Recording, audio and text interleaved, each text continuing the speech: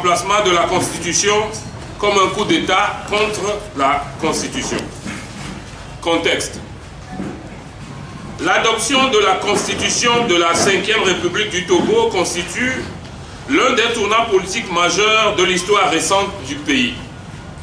Elle marque une rupture profonde avec l'esprit de la Constitution de 92, issue des luttes démocratiques et de l'élan de la Conférence nationale souveraine. Ce texte fondateur avait consacré le principe du suffrage universel direct pour l'élection du président de la République. Malgré les modifications unilatérales successives, il continuait de symboliser l'espoir d'un ordre politique fondé sur la souveraineté populaire, la limitation du pouvoir et l'alternance démocratique. En conséquence, les forces pro-démocratie ont saisi la Cour de justice de la CEDEAO. Depuis le 29 janvier 2026, que l'arrêt a été rendu, nous attendons à ce jour avec impatience que le greffe de la Cour de justice de la CEDEAO le notifie à nos avocats comme la procédure l'exige. Il se trouve que le greffier en chef, un Togolais, ne s'est pas exécuté conformément au texte. Ceci explique-t-il cela? Nous découvrons avec plaisir sur le site de la Cour de justice de la CEDEAO la teneur de l'arrêt. L'arrêt de la Cour de justice de la CEDEAO qualifie le changement de constitution opéré au Togo en mars de coup d'État constitutionnel. Je cite, « La Cour conclut donc que la modification constitutionnelle adoptée le 25 mars 2024, compte tenu de son timing, de son contenu et de son effet escompté, viole l'article 23.5 de la Charte africaine de la démocratie, des élections et de la gouvernance et constitue un changement inconstitutionnel de gouvernement au sens de cette disposition. Cet arrêt est consécutif à la saisine contre le changement de constitution.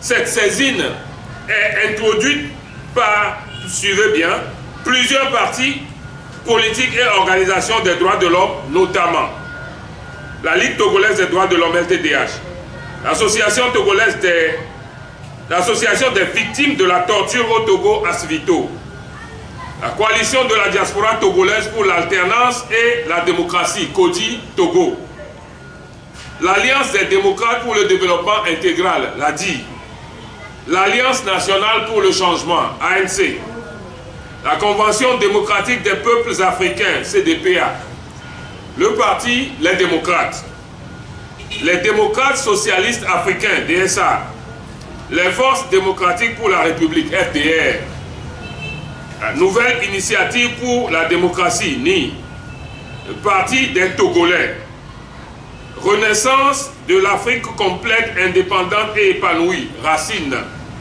et le pacte socialiste pour le renouveau, PSR. Victoire d'étape à valoriser. Cet arrêt est incontestablement une victoire d'étape que nous apprécions à sa juste valeur. Elle renforce notre confiance dans la légitimité de notre lutte et notre détermination à conclure la lutte. Les signataires de cette déclaration se réjouissent de l'arrêt, félicitent la Cour de justice de la CEDEAO et l'encouragent à continuer à dire le droit. Remerciements aux avocats.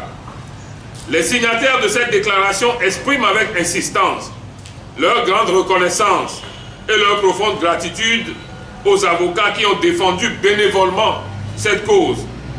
Il s'agit principalement de Maître Darius Totepoma-Ukoku Achou, de Maître François Ayayi Alognon, de Maître Alexis Iou, de Maître Boris Toblé et de Maître Raphaël Nyamakpandé Adjaré.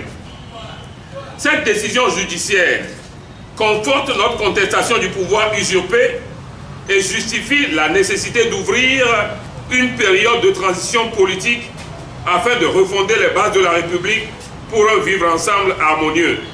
C'est notamment le sens de Manifeste Génération Togo. Appel aux partenaires du Togo. Avec l'arrêt de la Cour de justice communautaire, tout le monde est désormais informé que les autorités togolaises sont illégales et illégitimes. Par conséquent, elles ne parlent pas au nom des Togolais. Dans ces conditions, qui bénéficie réellement des fruits du partenariat? Appel aux forces pro-démocratie. Cette victoire d'étape est commune parce que le recours a été collégial. Elle nous impose de poursuivre la lutte en faisant valoir cette victoire dans la conjonction des forces. Appel au peuple togolais.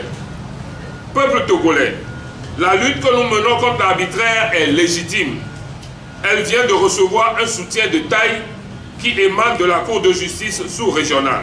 Mobilisons-nous encore plus dans la persévérance pour en finir avec la dictature et pour ouvrir un nouveau chapitre à notre histoire nationale.